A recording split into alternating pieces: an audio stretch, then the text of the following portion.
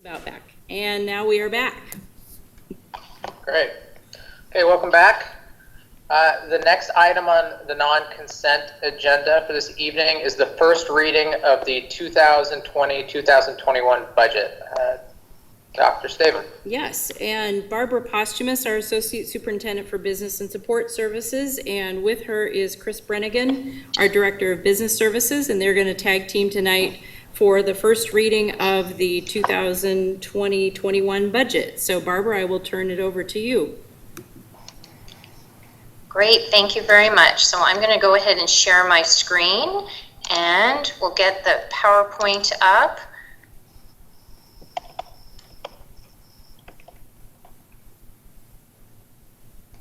All right, so you should, are you seeing my screen? Yes, we can see it. Because I now cannot see my screen. There we go.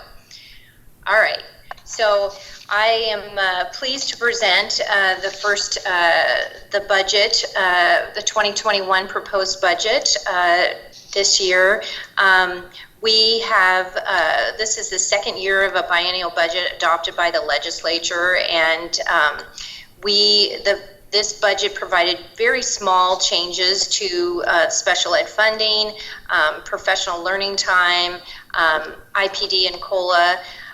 This budget, we started preparing this budget prior to school closure, prior to COVID. So planning has started in January, and then we had to quickly kind of shift.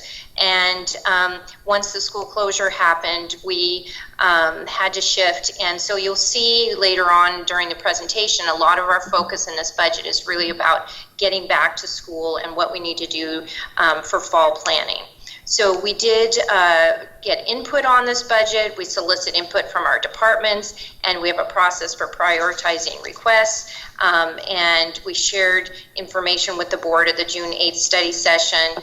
And again, the budget incorporates revenue expenditure changes that are needed, such as enrollment, staffing, grants, fixed costs. There are two documents that are on our website and that the board has. We have what we call the official F-195 state format. That is the official budget that the board will adopt in August, and then there is a summary document that follows the Association of School Business Officials Meritorious Budget Award criteria. So I'm going to provide you tonight with an overview of the budget. We're going to talk about the policies, provide an overview of all our funds, do a deep dive into our general fund revenues and expenditures, and talk about our strategic work and resource alignment and the next steps. If anybody out there in the public that is viewing tonight would like a copy of our budget, it is on the website, or you can call the business office and call or email the business office and get a copy. So, all right, so tonight, just to give you an overview, our budget process is driven by our policies, our administrative policies, and that drive our work. And Policy 6000 makes sure the budget provides for staff participation and the sharing of information. And as a district, as I mentioned, we solicit feedback from our departments, and then those recommendations are shared with the board, and they were shared on a June 8th study session. As part of the policy, we're required to hold a public hearing, and we have to adopt the budget prior to August 31st. So that will happen in August, the public hearing. And then we have a budget meeting in August as well. So the other policies that drive the budget is OE5, financial planning. And I won't read all of these, but it basically describes what assumptions are made in the budget and how the budget should be shown. So our timeline, again, we've been working on the budget since January in detail, but tonight we're providing the budget presentation. The budget is available on our website, and you can obtain copies from our budget office. Then from tonight through August 9th, it will be public comment period. So if you have questions, comments, you can submit those via our Let's Talk. And then we will have our public hearing on August 10th and formal board action on August 24th. We are required to adopt the budget by August 31st. So I'm going to start with an overview of all funds, and then we'll go into details. So we have 5 funds that we are budgeting this year and each year, and our general fund budget is about $491 million, that's our day-to-day operating budget. Our ASB budget is our provides for student extracurricular activities in each school. Each individual school prepares that budget and with the student body. So that's $6.5 million. Our debt service fund, which provides for the redemption and principal and interest payments on our voted bonds, and is $79 million. And then our capital projects fund of $132 million, which provides for our construction of all our capital projects and our technology and facility levies. And then we have our transportation vehicle fund of where we purchase student buses, and that's $1.2 million. So the next fund, the associated body fund, is the beginning fund balance is $7.7 million. And we have revenues, they're estimating, of $6.2 million. And revenues are driven by fundraisers and sales and sports. And again, the fall we don't know yet what our sports activities and what kind of activities we'll be able to have in the fall, but we are planning, we're budgeting for a normal year, just in case, so we have that capacity to do so. So our expenditures in the ASB account is also about $6.4 million, which will leave an ending fund balance of $1.2 million. So the debt service fund is we're starting the year with a beginning fund balance of $28 million. We have revenues from our debt service levy, which is we're allowed to levy the amount in principal and interest to provide our principal and interest payments. So that provides $104 million. And then our expenditures, we pay out our principal and interest each year of $79, which leaves an ending fund balance of $25 million. For our capital projects fund this year, we started the year with $85 million, and we are spending, we're at the end of our 2016 bond projects, and so we are no longer, so we're spending those bond funds down, and you'll see that our ending fund balance, you'll see that is being spent down. But back to our revenues, we have a levy, both our 4-year 2018 capital projects levy, which provides for our facilities upgrades and technology upgrades, and then our 6-year capital facility levy, which is providing our needed capacity projects. So those two levies combined are $56 million. We expect to earn impact fees and interest earnings of about $4 million. And then we are collecting state construction assistance funds for our 2016 projects. And we expect to finish collections on those projects about $13 million.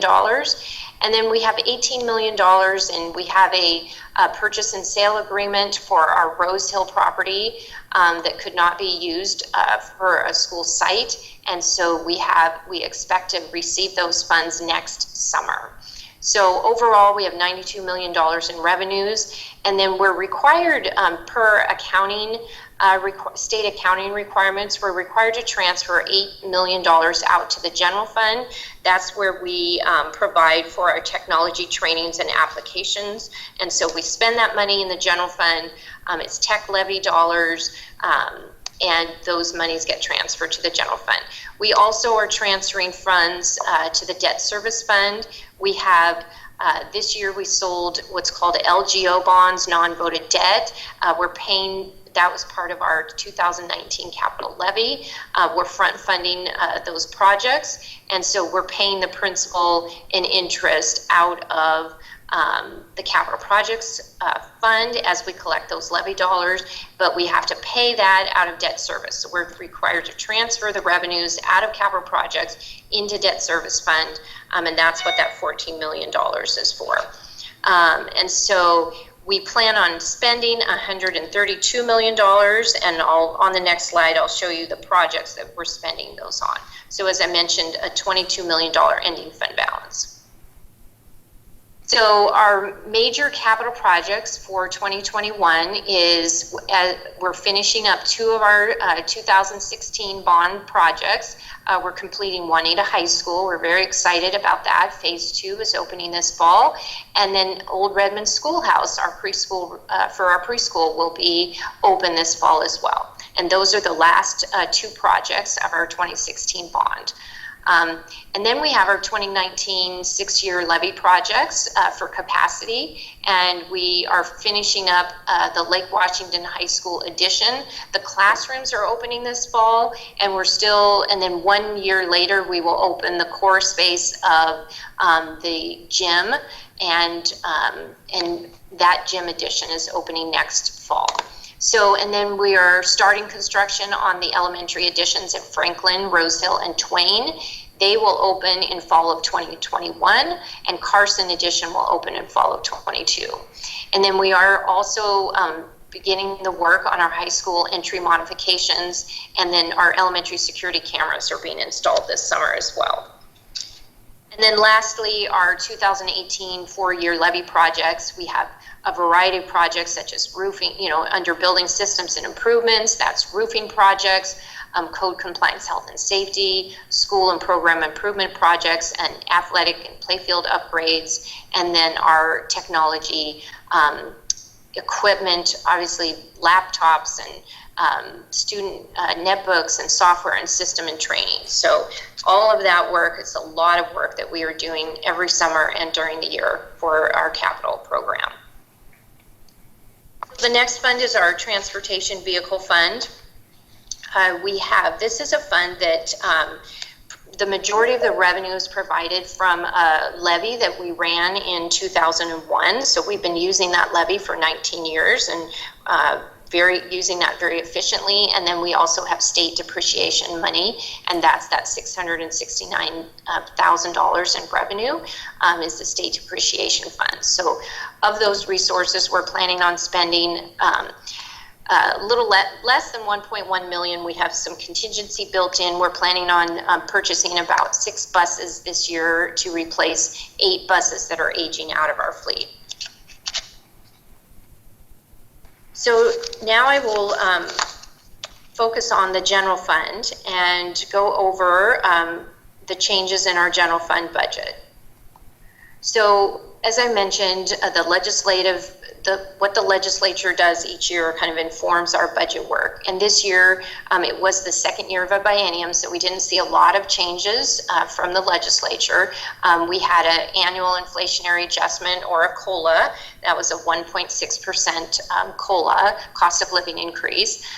They did a minor increase to our special education funding, and then a small increase in our health and benefits. They also moved special education. We received funding for our birth to 3 students, and that is being moved to the Department of Health and Youth Family Services. So that you'll see that reflected later in our budget. So overall, our general fund, so we'll talk about, I'll have more detail. This is the high-level overview. I'll have more detail on our revenue and expenditures, but our budget is driven by the legislative changes, enrollment, staffing, and grants. And again, we'll provide more details. So we are starting the year with a beginning fund balance of $90 million. We will have revenues and the transfer that I talked about of $481 million, and then expenditures of $491 million, and then an ending fund balance of $80 million. And we'll talk later on in the presentation about we're providing some commitments of that fund balance in order to provide for the unknown. We don't know what fall is going to look like as far as revenue, legislative changes, and potential enrollment changes. And so, again, we'll talk later in the presentation about what we're doing there.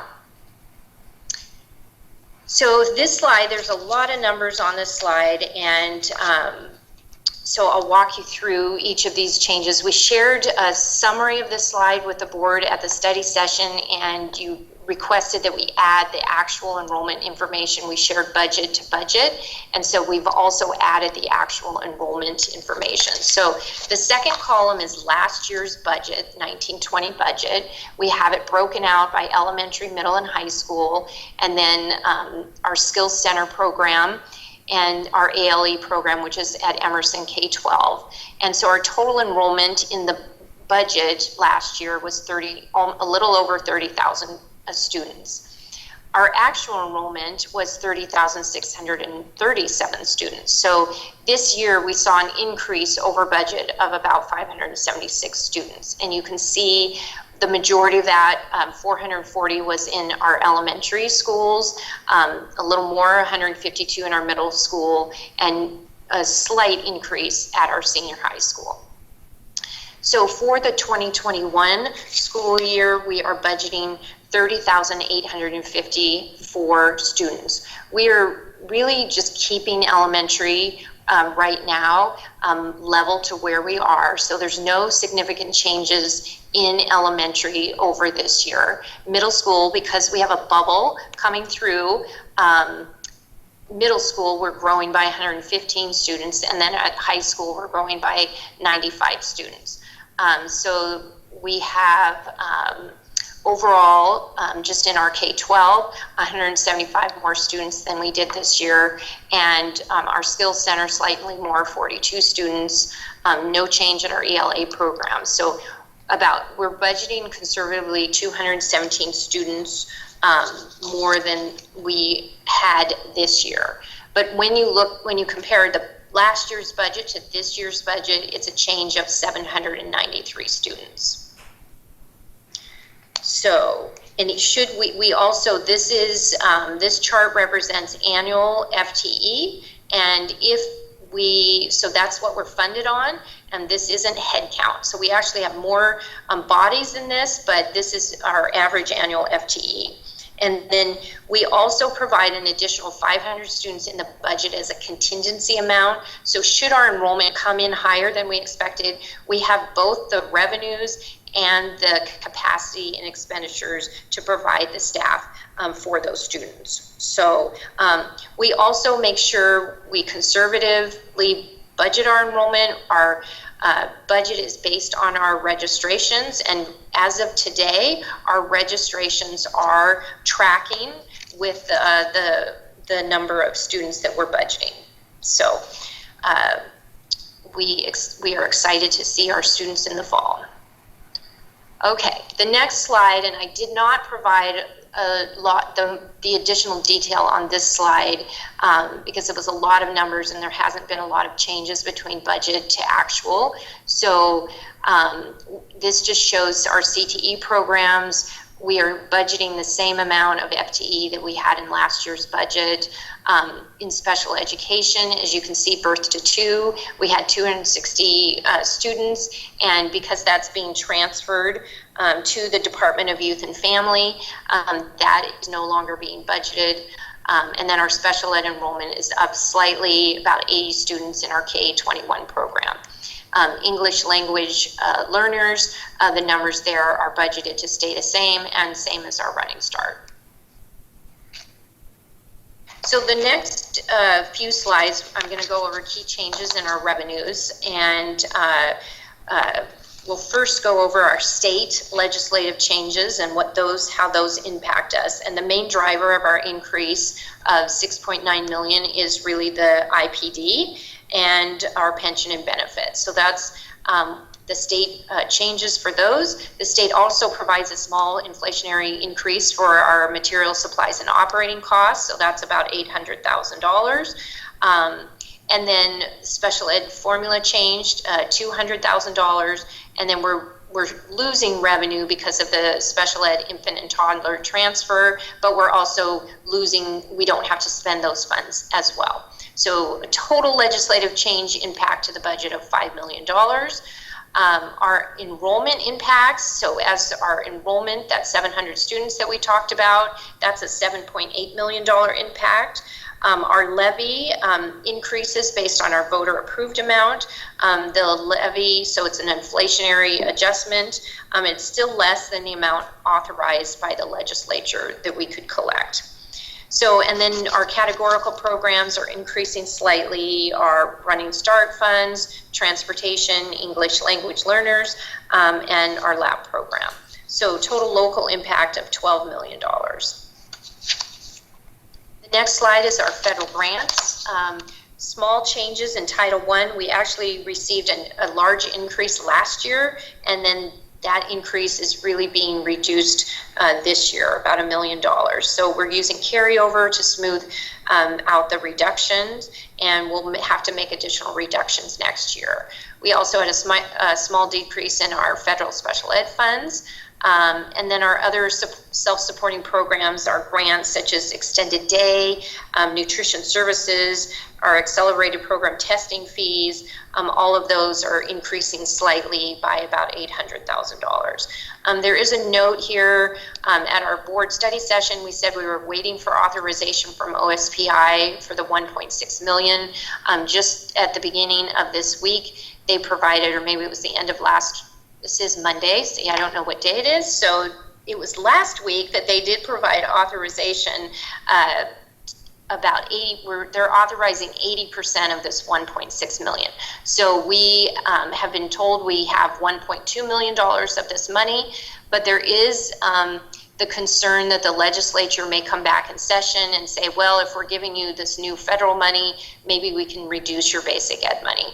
And so we are keeping an eye on that, but we hope to be able to use these funds to really provide for all the supplies that we were having to buy, that are personal protective equipment, our cleaning, our childcare, and academic support is that we need for fall planning. So that's the goal, to use those funds. So the other, just a summary of the key changes in revenue, total revenue changes of $17.5 million, which is a 3.8% increase over the prior year. This shows another view of our budget. It's what you see in our actual budget document. It's a comparison of our revenue, state-defined revenue categories from the prior year's budget to this year's budget. And so you can see the 3.8% increase. And I won't go over every number because basically our state apportionment is based on, that's our largest source of revenues. That's based on our enrollment, number of students attending our schools, and then the legislative determined salaries and benefits. So as I mentioned, the state categorical is being reduced. That's really because of the birth to 3 money that is being transferred out of our budget. And then the federal change in Title I is really why that decrease is happening. And our levy funds are voted on a calendar year basis, but they're collected on a school year basis. So and then just minor changes in our fee programs and our capital transfer. So next, I'll talk about our key changes in expenditures, and we have the budget is increasing about $5.5 million due to the staffing. As we grow in students, we need to grow in staff. So we are hiring $5.5 million worth of staff, and then we also have increases of $11 million for compensation and health benefits and pension. The special ed infant and toddler transfer I mentioned is decreasing our expenditures, and then our categorical grants and self-supporting programs such as nutrition services, Running Start, and extended day are increasing by $1.5 million. Every year we also have fixed cost increases, our insurance premiums to insure our property and liability insurance increases, our utility costs go up, and then we are having to lease space because of our growing staff and student enrollment. We need more space, and so we're having to lease space to house not only our staff but our students. And then increasing, Metro has increased their cost to transport students for the Metro routes that we have. And then each year we do budget one-time expenditures in our budget, and so those are being reduced each year. And then later on in the presentation, we'll go over our strategic and organizational work where we're committing additional resources of $9.7 million. So overall, a $24 million increase and about 5.8% of the budget. The things we're required to put in our presentation, the state requirement is how much we are funded on our materials, supplies, and operating costs. The state provides about $40 million. We spend $31 million on materials, supplies, and contractual services. And the difference is really used for special education, where the state does not fund us 100%, substitute costs, professional learning, compensation for curriculum work, meetings and trainings. All of those things the state does not provide funds for, but obviously those are all needed to impact student achievement. So the other, this is an overall look at our expenditures by state-defined program category. Again, the overall increase of from $466 million to $491 million, or a 5.3% increase. All these categories include our enrollment increases, our grants, and our required organizational needs. I won't go through every item, but some of the ones, as we mentioned, special education. You'll see later on in the presentation some strategic ads in that category. Compensatory ed, that's really, we're increasing in some other grants. National Board Certification Program is increasing. Let's see, another one with district-wide support. That's where our insurance and utility costs are. And then in nutrition services and transportation, as our enrollment grows, we need to feed more students.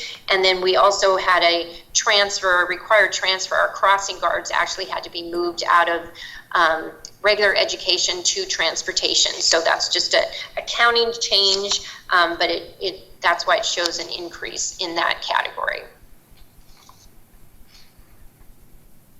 So the other thing that we have, the state requires as part of our budget presentation is not only showing you the 1 year budget, but a 4-year outlook. So, so first we want to talk about our assumptions when we project our budget out for 4 years. That we are assuming that our revenue enrollment growth is averaged about 0.5% a year.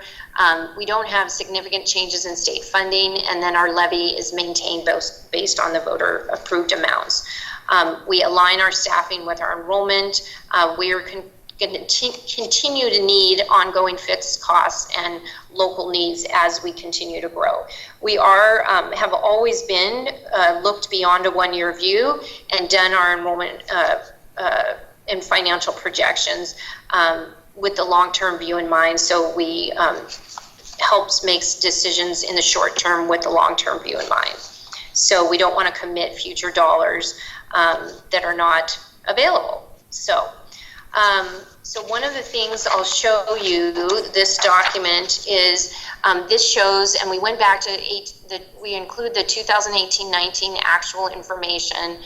We have last year's budget, and then the proposed budget of 2021, and then the 4-year outlook. And you can see that we are projecting, we've grown our fund balance over the last 2 years, and we did that purposely because we knew that we would have additional increases in spending in 1920 beyond due to legislative mandates, implementation of SEB.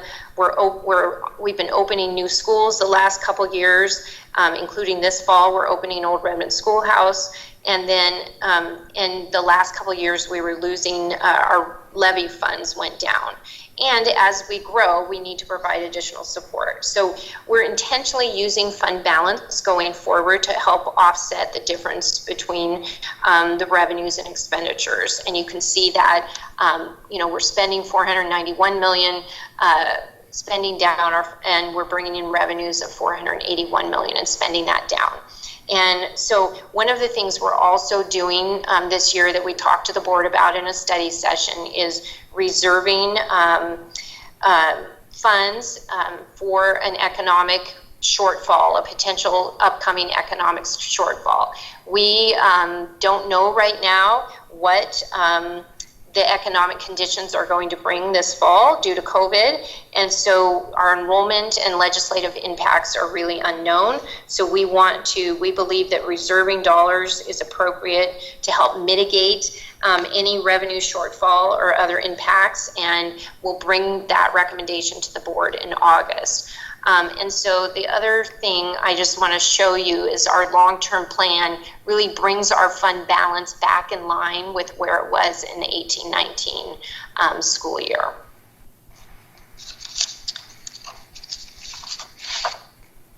So next, I'm going to turn this over to Dr. Holman, and he's going to go over our strategic work and resource alignment. First, I'll show this slide.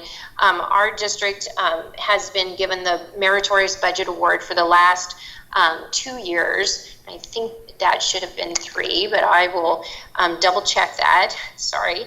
And it really, having our budget document receive this award really shows our commitment to aligning our resources to a strategic plan and our sound fiscal management. So our budget document, as I mentioned at the beginning, is in line with the criteria, and we're very proud of that fact. So I think, Dr. Holman, do you want to take it over from here? Yeah, that'd be great. And so I want to highlight something that Barbara said kind of up front. We started this year's budget process before COVID, before the school closures, and really anticipating a pretty typical end of the year and then planning for the 2021 school year. And so with that, we asked the organization, our directors, our building leaders, to think about what are the strategic ads that we should be thinking about as an organization to address these strategic goals: academic success, well-being, community engagement, excellent staff, and effective use of resource. And so with that charge, we had staff really thinking about how could they leverage and utilize funds to the greatest degree possible, really to achieve these goals in service of our mission and vision. And so I just want to highlight the fact that we have leaders in our organization that think deeply about their work, knowing that each of them is committed to the success of their department, knowing that their overall department success really allows for organizational success. And so with that, we had to take a shift, though, with our budgeting process this year, because we started it prior to COVID, and then as it shifted into the school closure, and then when the school closure became for the rest of the 2019-2020 school year, and then now planning for next year, we had to think intentionally about how we align a budget, knowing that really the economic future is really unknown right now. We are in a really good financial place, and we don't want to set ourselves up for a bad future. And so I think this budget that we bring you is in alignment with the values of the board. As you know, we bring it through processes and talk about this with a number of stakeholder groups. We got feedback through those, made some adjustments. We heard from the board from our last study session a few key indicators that you'll see some adjustments tonight in how this is going to play out over the next few months. So Barbara, we can go to the next slide. And so I just want to walk through each of the strategic goal areas and talk about what we're proposing for this year's budget. We have a one-year look back in this view because, as you know, our strategic plan was adopted last year. And as we align our budget with our strategic goals, we did that with our prior strategic plan as well. But with that shift to the new strategic plan, we have just a one-year look back right now. We do have our old budget presentations. If the board has questions about where funds were budgeted and planned for in the past, we can reference back to those if the board has any additional questions about a further look back than 2019-20.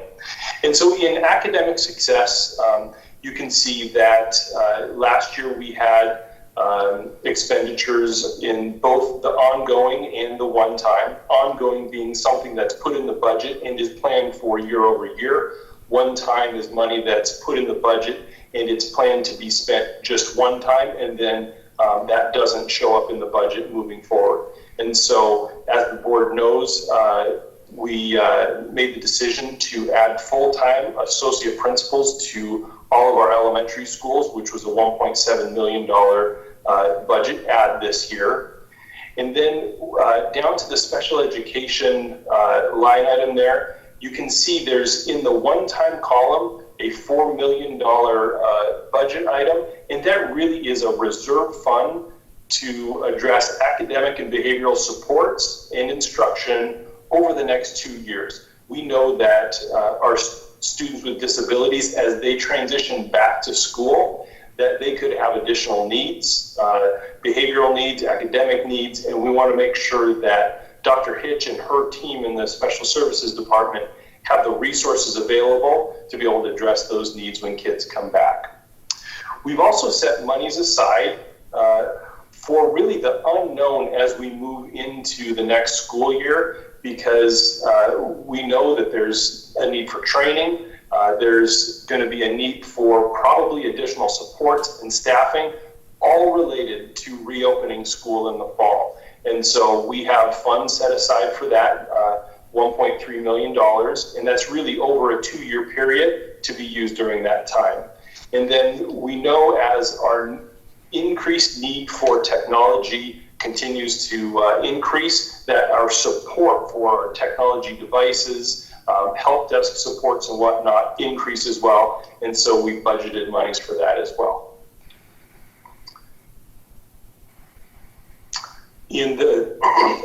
This is the second slide, thank you, for academic success. And you can see there under data research and accountability, we have really a large need in that department to make sure that we have the supports in place to make sure that our testing program is operating, that really Tim Krieger and his team have the specialist support to be able to do a myriad of responsibilities for the entire organization.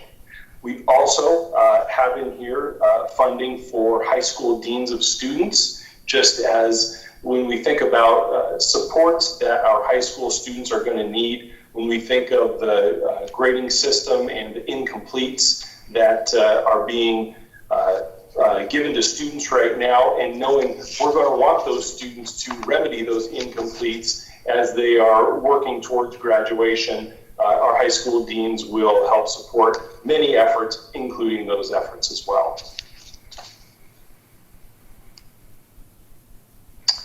In the strategic goal area of well-being, some of the feedback we got around kind of the initial budget that we put out was that there was 2 specific areas that the budget really was more silent on than we intended. We had a larger set aside in the academic success area. And what we did here was we pulled some of those funds out to be much more explicit around areas that we are extremely committed to. And those areas are both our equity efforts and our behavioral and mental health supports. So starting with equity, we have identified funds both in the ongoing and one time. In the ongoing category, there's $200,000, and really that is for Associate Superintendent Matt Gillingham to work with our Director, Gloria Henderson, our Director of Opportunity, Equity, and Inclusion, really to identify what are the highest leverage needs in her department right now as we identify our ongoing equity work in the district. And so that could be staffing, that could be funds for community partnerships, but it's really for them to work through a process to identify the highest leverage place to use those funds regarding our ongoing equity work. And then the $200,000, really the thinking around that is just that continued support for the professional learning of the organization around equity and racial equity, making sure that Gloria has what she needs in her budget to be able to implement that. And this is really a supplement to her current budget because she does have a current budget for professional learning. This is in addition to those funds. We also, in our safety, security, and supervision, have identified middle school supervision supports. Our middle schools talked about some of the very needs that they have. And so this isn't specific right now because we actually want to sit down with our middle school administrators to actually talk through how do we use these funds, $234,000, to the best degree possible to support our middle school students. And then that next area, student services, the behavioral and mental health supports. This was an area that the board actually brought up as well, that we know we have a number of students that will come back to us. Dr. Holman? Yes. I'm going to stop you for just 1 minute. We're having some technical difficulties. So if you would wait just 1 minute.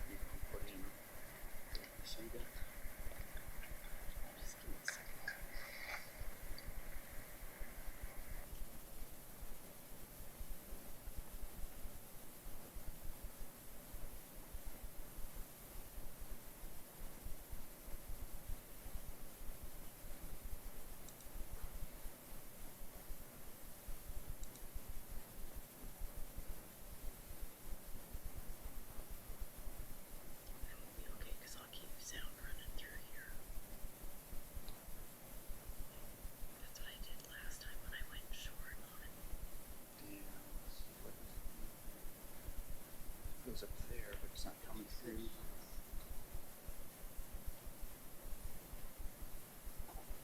Something went through when you you're still sitting here. Maybe let me go push the button back. Okay. Try and just do a reboot.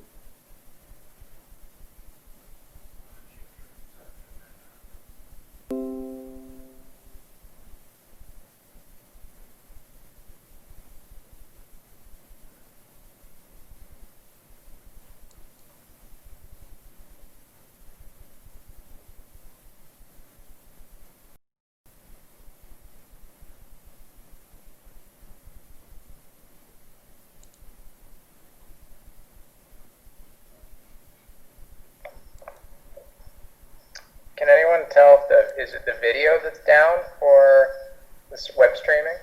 I can't tell.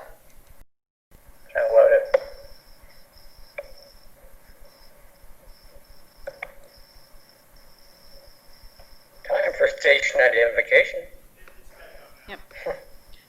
Okay, we're back up and running now, so you can continue.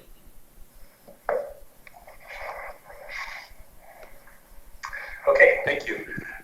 So I believe I was talking behavioral and mental health supports, and so these funds are again to provide our Director of Student Services, Johnny Fu, and Associate Superintendent Matt Gillingham, really that flexibility to identify what are the highest leverage ways to support our students as they transition back to school, working with our current agencies, whether it be YES, Youth Eastside Services, or Evergreen Healthcare in those supports or otherwise. Okay, Barbara. And then around community engagement, you can see here last year a relatively large ad. This year the ad is really focused on a website tool for accessibility, and that really is a legal requirement that we maintain an accessible website. This tool allows us to do that with fidelity and a little bit more efficiently as well. In the area of the excellent staff, under professional development, so we, as you know, adopted a professional learning management system a number of years ago. And as we've started to bring that online, as we've started using that with staff, it really is a great tool to be able to push out learning for staff so that they can do that without needing to be in the same room as one another. That's good for some training, that's not good for all training, but we know, particularly right now, it is one of those systems that is allowing us to think about how do we reopen school next year, push the training out to staff, knowing that our staff may need to access that training at different times. And so this system is really providing great benefit to the system, and we need additional staffing to be able to make sure that that system is functioning well, that it has the content that's needed, and that it continues to be that resource that we need. And then under effective use of resources, there's a number of really requirements here and a couple of areas that for us were things that we just really needed to do. One of those being on-site credit card acceptance for our secondary schools. It's just one of those things this day and age, we really need to be able to accept credit cards at our secondary schools. And so you can see the cost of doing that is about $35,000. For our facility and maintenance, we have inspection and testing supports, which really are requirements. And then when you think about transitioning back to school with an active virus still in play, ensuring that we have the right custodial support. So this is actually custodial FTE that we've identified to provide for the system. And then again, in technology services, continue to provide the right staffing to support that system. And then we are transitioning both our fiscal HR and student information systems to a new system. Our current Skyward is transitioning to a platform called Cumulative. That is a massive effort, which takes staffing, and you can see that staffing is identified here under data research and accountability. Dr. Holm, before you move on, I think Director Carlson and Director Stewart have questions on this slide. Yeah. So, John, I just wanted to be clear, when you say ongoing on these slides, and this was for slides 33 through 38, when we see an ongoing in 2019-20 and then we don't see an ongoing in 2020-21, that doesn't mean that we haven't continued. It was that it was an ad in 2019 and we were still paying for it in 2020, yes? Correct. So in 2019, we built it into the ongoing budget, and so we don't show that again for next year's new ongoing. And right. So yes, it is continued. Yes. Particularly on slide 35, when you talk about mental health and behavioral supports, mental health is not going to be a decreasing problem this year, and correct. To have the ongoing investment last year, and then it was blank in 2020. I just want to be clear that we are continuing the ones we made, the investment we made last year. We're just not adding new permanent mental behaviors. Yeah, and that is an area that we have been focusing our strategic budget ads on for a number of years, even before 2019-20. So yes, all of those previous ongoing ads will continue. Yes, thank you. Yeah, John, I have a question back on the, I'm sorry. Yeah, back to, yeah, I think you got to it. There it is, business services support. And I know we're moving to on-site credit cards, which I've been an advocate for years, especially after we cut back our staff for taking cash at the high schools. Those folks have been woefully overwhelmed. Are you saying that it's only is it only the credit card part that's going to be an ongoing $35,000, or is that just your overall business support services? And so in 2019-2020, we had an ongoing ad in our business services supports of $226,000, and then we have a new additional ad of $35,000 just for the on-site credit card. And so that 226 will continue. It's built into the budget already. That 35,000 is a new add to the budget ongoing for the future. Okay. Is the 35,000 from the fees charged? Barbara, do you know the Or specifics is it just behind the mechanics?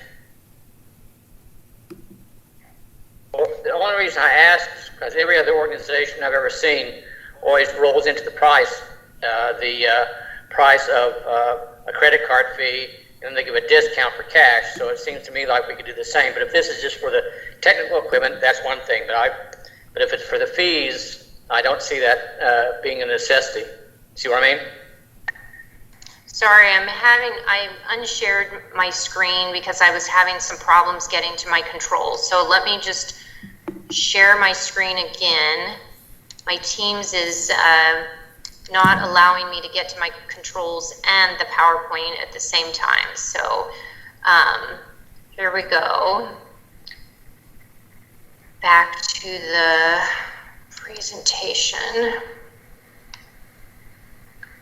So sorry, Mark, on the credit card, we spend, back to the credit card, the $35,000 is just the increase. As we're taking credit cards online right now, and we pay fees to the credit card companies to do so. And the $35,000 represents the increase in the fees to the credit card company because we expect more charges on credit cards. So we pay over probably $200,000 to the credit card companies in fees, and this will increase that. I have a really hard time understanding how my gas station can roll that fee into the cost of my purchase, and we can't. Well, we do charge a what's called a convenience fee online, but you're not allowed to charge that fee in a face-to-face transaction. That's the rules the credit card companies set out. Because that's the rules the credit card companies set out. I also want to correct you. You made a statement on that we reduced bookkeeper staffing when we implemented credit cards many years ago, and we did not. No, you misunderstood. You misunderstood. It was the staff, when we moved from 3 years of high school to 4 years, okay, about the same time, or maybe a year before that, we reduced the number of bookkeepers. I remember hearing from bookkeepers about it at the time. And that's what I'm saying is, I'm just letting you know we did not reduce the number of bookkeepers. It would be a true statement that our enrollment, increased in our schools when we went from 3 grades to 4 grades, but we did not reduce the number of bookkeepers. So I just wanted to clarify that. And actually, by having credit cards, it actually reduced their workload because they weren't having to take cash face to face. And so I agree. It was a good thing. So, but we're happy to bring the credit cards back on site. Well, it's just, I still don't understand why you can only do it online for fees. When I pay fees, are they building into your cost? You don't charge the person for the fee at gas station, but you just have that built into your cost. Built into the cost of of the product. Purchase. your payment. So in other words, if I buy apples and I buy it with credit card, it's one price. If I buy it with cash, it's that price minus 10%. And it's just the idea. It's a difference in what I pay. The same way with gasoline. If I buy gasoline with a credit card, I'm paying X, and if I'm paying gasoline with cash, I'm paying X minus 3 or whatever. I mean, it's a cost of doing business, so. Right. I guess we're not speaking the same language. I'm sorry.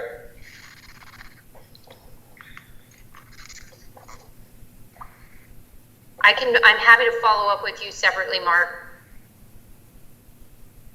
Yeah, let's keep, I think John was on to the next slide. Yep. And this is just a summary slide for the board to see what we spent. And this was in total, not all $6.7 million last year were ongoing, nor are all 9.7 this year ongoing. But you can kind of see where did we allocate resource over the last couple of years.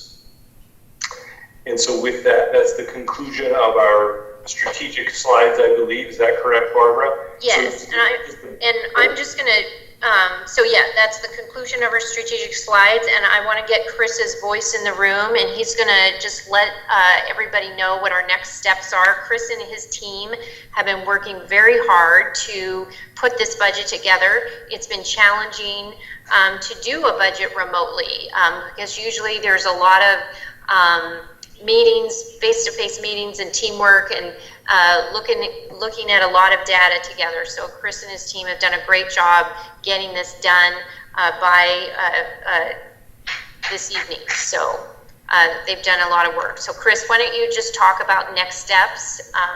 Which Chris talking to? Sorry, I don't know Chris. Chris That's not you, but not Chris Parks. I was hoping it wasn't me. Which Chris is this? This is Chris Brennigan. Okay, great, thanks. So yeah, I'm just going to recap the next steps as so we all know what to expect in the next few weeks, and just to kind of recap what Barbara was saying at the very beginning of the presentation. All of this information is available on our website, and you can get a hard copy from the budget office. You can email me if you would like a copy. My email is cbrennigan@lwsd.org. And the official version of this budget, which is the F-195 that gets submitted to the state, that's also available. So from this point forward, we'll be taking public comments through August 9th, and you can email those to us. And then on August 10th, there will be a public hearing. We'll publish in the newspaper 2 weeks prior to that the announcement of the public hearing, and then formal board action, adoption of the budget would take place on August 24th. And we just need to make sure that we adopt the budget before August 31st. Did I miss anything? I think you got it. All right. So, all right, thank you. Any further questions? I have a question. Is it available on the website right now, or will it be available on the website? So I was poking around as you were. It's available under the board meeting. It should be available under the board meeting agenda. So it should be one of the documents under the board meeting agenda. Okay. And both the F-195 and the budget summary, and then it will be posted also in the business services department section of the website as well. I can confirm it is under the board meeting agenda currently. Right, I'm glad to hear it. For those who can't wait any longer to read it tonight, that's where you can find it. Great. Director Bleasner has her hand raised. Thank you. Just a quick, thank you for the presentation on the budget. It is interesting. Typically, it's, things are a little more spelled out. So you can tell that with the uncertainty, I appreciate the fact that you've built in sort of that contingency to be able to respond to that in the fall as those are not known, as well as the process in creating that ending fund balance. and being able to reserve that for any economic pieces coming down the line. Those are all seem like very sound fiscal decisions in which to do so. So thank you for doing that. So as we go through and we have the those dollars that are sort of more like 4 million in this and 2 million here that are sort of general, will those get specified along the ways, and when would that information be coming back? Yeah, we certainly will bring information back to the board to let you know what we are, how we have analyzed and what we're doing as school opens and as we identify needs. We will be bringing information to the board, as well as we need to share with the board, what we're spending on,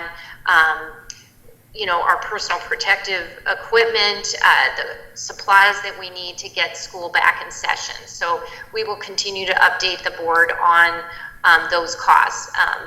Many of those costs are going to be spent now, so they're not line itemed in the next year's budget, because we're buying a lot of that now.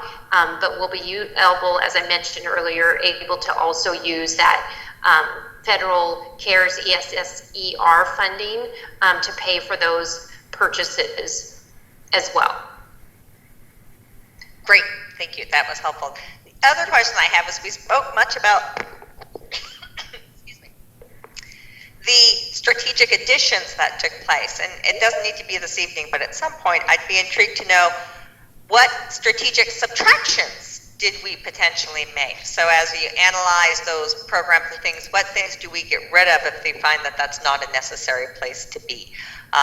Just sort of one of those components. I don't see that needed tonight, but possibly in the future at some point. Great. Thank you.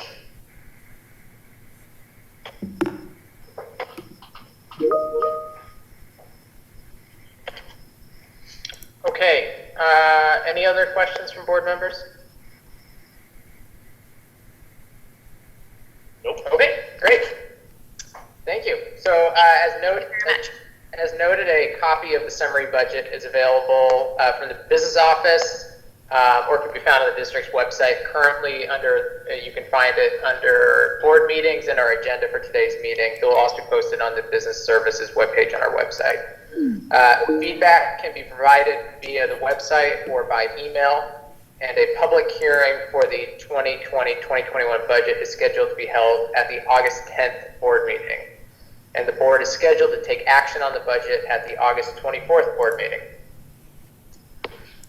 All right, the next item on our agenda is a district textbook adoption for English language arts, grades 6 through 8. And Dr. Savim, I'll turn it over to you, and then you can turn it over to others.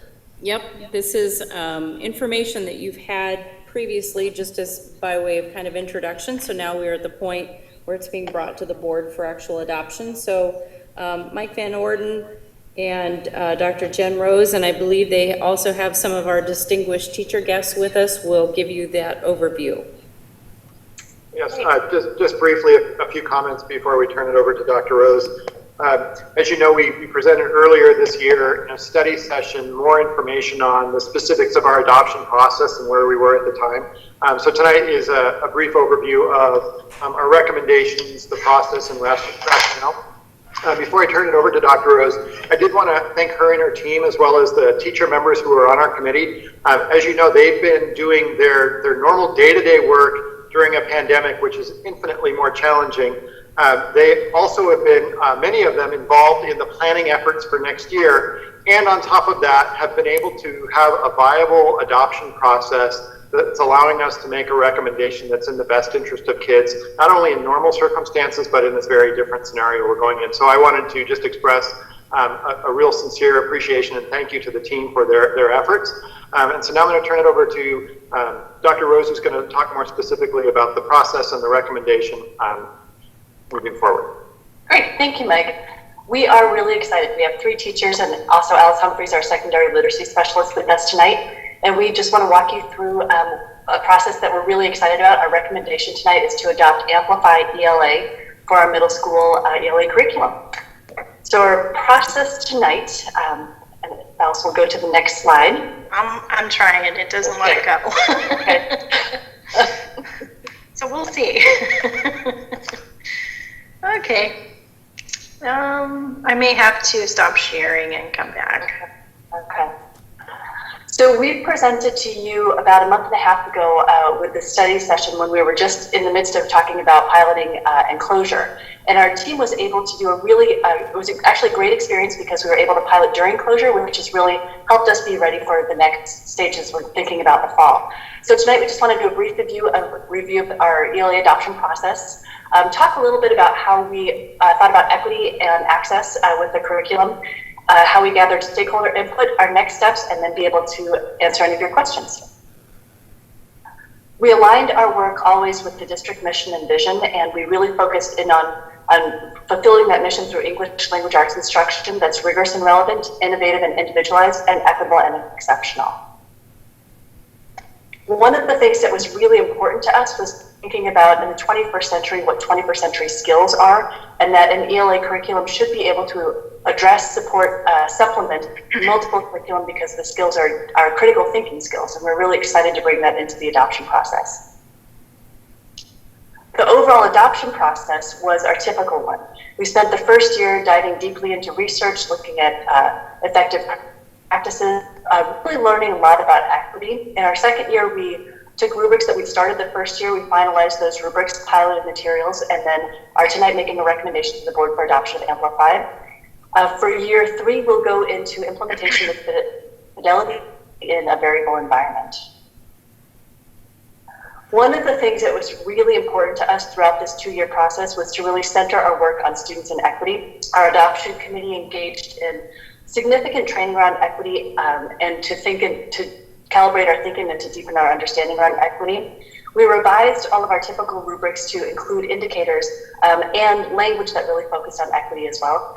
Our committee worked with the directors of special education, intervention services, accelerator programs, and equity to really make sure multiple perspectives were represented. And our overall implementation plan looked at materials that would sustain relevance over time and be able to be dynamic as well. We looked to get lots of input from stakeholders during the process. So students were engaged through classroom visits and surveys actually in developing our rubrics and in developing, even looking initially at the resources that we were going to pilot. And then throughout the pilot, teachers were fully engaged, pilot teachers and adoption teachers throughout the process. And the community had lots of ways to engage as well through online surveys, a parent night, and physical materials at the Resource Center. And Alice will talk a little bit about our adoption committee. Yeah, so one of our goals was to ensure that we had balanced representation across our schools, across grade bands, and across departments and special programs. And we were able to do that with this committee. Tonight, as Jen said, and as Mike said, we have 3 of our teachers who have been on the committee since the beginning here to present to you some more information about Amplify ELA. So we have Martha Damon from Renaissance School of Art and Reasoning. We have Christy Young from Kamiakin Middle School and Paul Neat from Redmond Middle School. Hello, my name is Martha Damon. I am a founding member of the Renaissance School, and I teach English Language Arts, Social Studies, and Performing Arts. An important characteristic of the dynamic Amplify curriculum, next slide, Alex, is a robust and responsive digital library of texts. There we go. That students can download to their computers. This makes creating smaller reading groups much easier, as well as independent book study projects. In addition, Amplify is responsive to the events of the time, and you can see this in the example, how they changed the landing page for both teachers and students to reflect titles relevant to the demand of justice and equity in our nation, with many protests taking place. And this was done in the moment. There are many novels in the digital library that have corresponding novel study guides for teachers. This makes whole class novel studies much easier to facilitate. When teachers log into Amplify, they see a screen that shows them insights with student names. The insights include both suggestions of students who need feedback from the teacher to improve, as well as celebrations for students who are demonstrating mastery. This unique feature makes it possible for teachers to be much more intentional with the comments they are giving. Another way teachers view student work is to look at the portfolio for each individual student. This view helps teachers to identify trends within a unit, which helps teachers make more informed instructional decisions based upon student needs. Hi, my name is Christy Young, and I teach language arts and social studies as well as reading at my middle school. The see here is what students and teachers see in each unit and lesson. The consistency is great for students. They gain confidence in locating the needed materials and navigating throughout the Amplify ELA. On the cards pictured here, students work by themselves at times, which is highlighted for you in yellow. They also work with partners, which is highlighted in blue, or as an entire class, which is highlighted in green. There is also an element of gamification built into the vocabulary app, which students really enjoy. Materials are also printable for teachers as well as students as needed. Earlier, when Martha presented, you saw the portfolio tab. Now you see the activity tab. This tab allows teachers to assess an entire class assignment as a whole. Amplify lets teachers assess a whole class very quickly and provide feedback to students as soon as the assignment is turned in. This allows students to understand how they are progressing in their learning quickly. Instead of teachers taking home an entire stack of papers to assess, they can assess an assignment right away and return to students immediately. Throughout the pilot, we had many opportunities to collect teacher voice and reflection about the materials in Amplify ELA. And I'm just going to give you the overview of trends of what we heard within there. So we heard that it was rigorous, relevant for students, that it provided teacher access and student access views very easily, and that it was responsive in terms of what students would need in our district to learn and grow. All right, hello, I'm Paul Neat, and I teach drama and 8th grade English at Redmond Middle School. I'm going to talk a bit about relevant learning for all students. So one of the great things about the Amplify curriculum is that the lessons have a lot of variety built into them. There's different modes of engagement for the students that hit the reading, writing, speaking, and listening standards. For example, on this page, if you look at the bottom, this is a list of the activities that might go along with a typical lesson. And you'll notice that there are a bunch of active verbs here describing what the students are doing. Write, discuss, revise, read, applying their learning during a solo activity. So they're not just sitting and looking at a screen, they're doing a lot of different activities. Next, strengthening core skills. So while we have a set curriculum, there's also built into the schedule flex days. There we go. These are flexible days where teachers can choose from a whole bunch of different activities to focus on depending on their students' needs. This might be time for teachers to work with small groups, reteach or revisit things, do mini lessons. And a lot of the activities on these days use some of the other supplemental programs that Amplify comes with, such as the vocabulary app, grammar lessons, and a whole bunch of other stuff. Responsive and flexible tools. So when students are reading a text in Amplify, there are some really cool supports built in to help them to access the text. There's some examples of this on this page. So they can customize their reading experience in a whole bunch of different ways.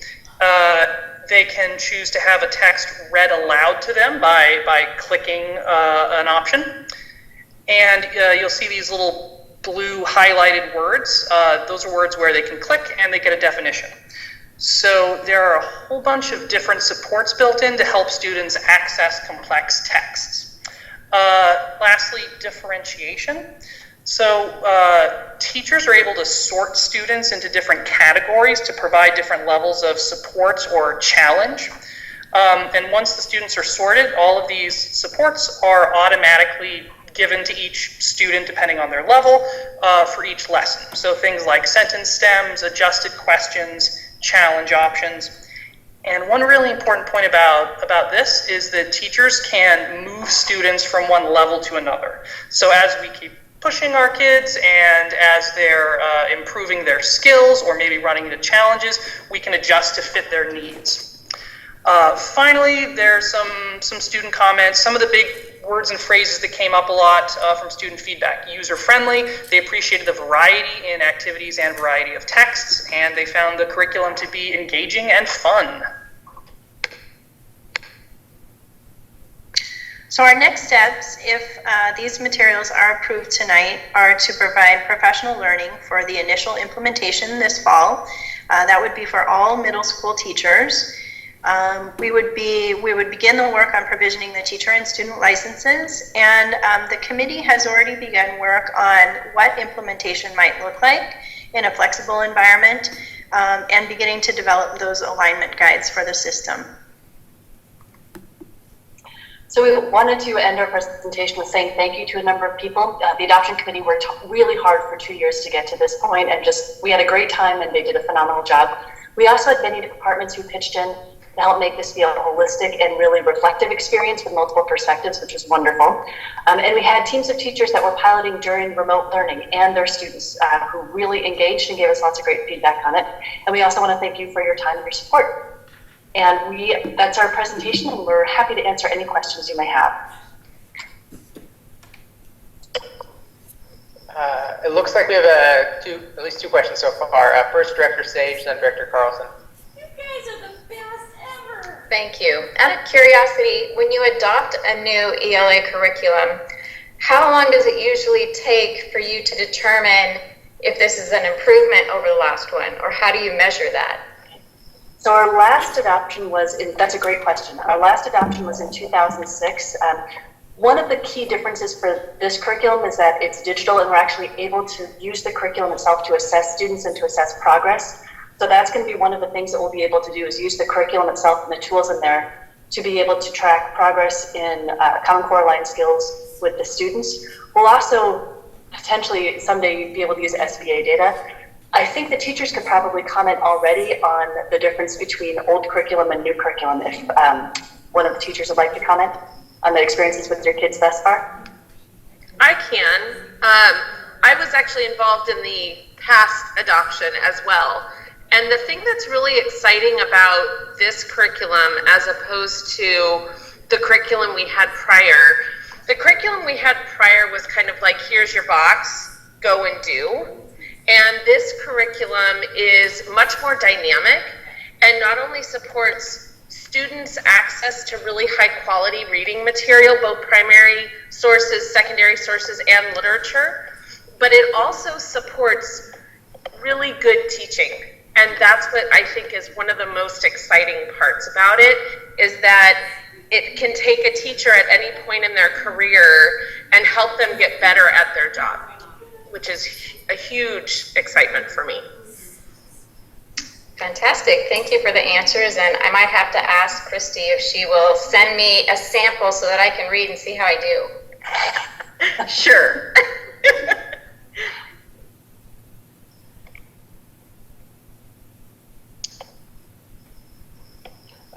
Sorry. I lost track of hands after Director Sage. This is Director Carlson. Yep. Okay. All right. So thank you. And I was looking at the expanded voice and and choice, and I love this principle. The one piece of this that I know that we're trying to push down into the elementary level is sort of screening and teaching alternative strategies for kids with dyslexia. I believe that that's something we can ignore at the middle school level. So how does this curriculum work for our dyslexic students? I think one of our teachers wanted to address that, had a great experience with that. Christy, was that you?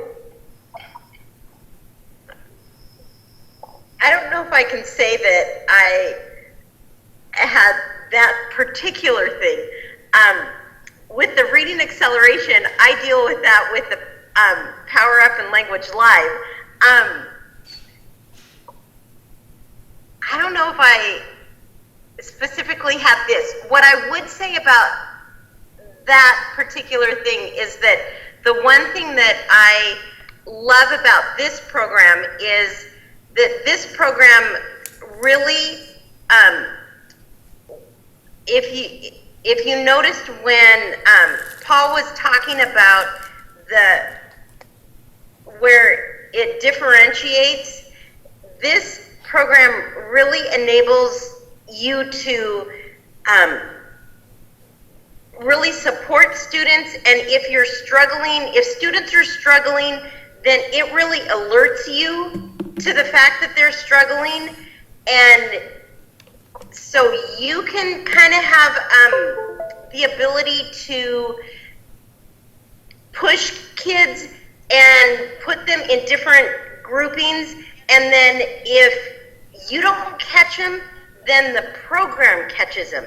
And I really like that about this program.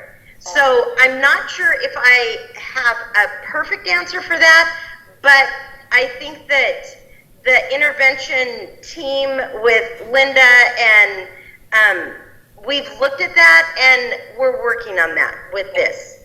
Well, and one of the comments, the reason that I put you on the spot like that, sorry, Christy, was the discussion that we were having earlier about reluctant learners' response to Amplify, which was that students that maybe weren't as enthusiastic in the classroom, even in remote learning, with the student voice and choice and with the scaffolding that's built in, but doesn't feel like low-level scaffolding. It's more scaffolding to help them be able to think at a high level without any barriers.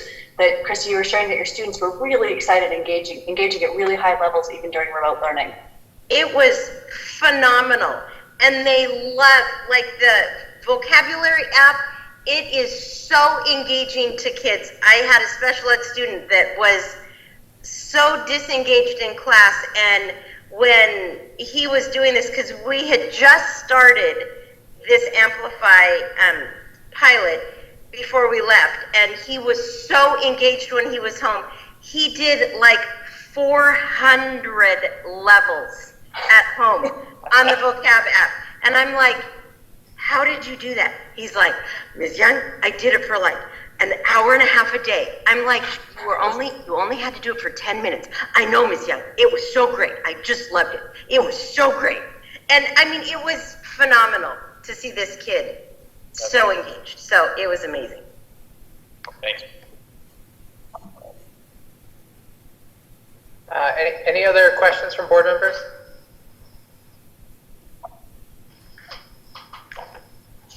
Director Sage, your virtual hand is raised. Is it still up from before? Did you have another question? I don't know why that's happening tonight. Apologies. My hand is down. I figured out a way where I can lower your hand on my end, but I just thought that could be offensive, so I decided not to do it. You should lower mine, and I'll pipe up if I really want to speak. Okay. All right, I'm not hearing any further questions, so I will now entertain a motion for the board to approve the recommendation from the Instructional Materials Committee to adopt Amplify ELA grades 6 through 8 for use in the district curriculum. So moved. Second. Moved by Director Bleasner and seconded by Director Carlson. Okay. It has been moved by Director Bleasner and seconded by Director Carlson that we approve the recommendation from the Instructional Materials Committee to adopt Amplify ELA for grades 6 through 8 for use in the district. All those in favor, please signify by voting aye. Aye. Aye. Aye. All those opposed? Hearing none, the motion carries unanimously. Thank you, everyone, for your hard work. Really appreciate it. Thank you for the wonderful presentation. Thank you. We're very excited. Thank you very much.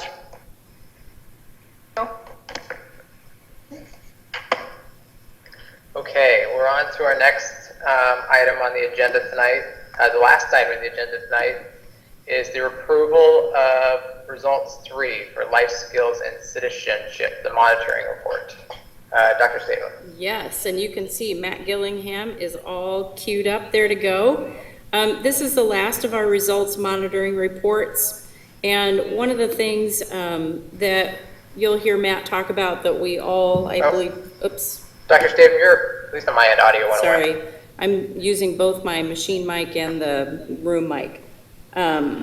Is you know, some of the things that we learned as we went through revising all of our board policies is how that feels now when we go to provide evidence and reasonable progress on results, and some of the ways that we thought we would be able to pull data doesn't work as well in reality. And so Matt's going to talk about some of that as we still report out good data, but this is an area that's a little harder to measure, but yet we have some ideas moving forward, both that we got from our consultants with Aspen, some of the things that board members have talked about, and some things that we also believe moving forward would be good to just revise some of the ways that we attach the data to the results. So I will turn it over to Matt Gillingham. All right.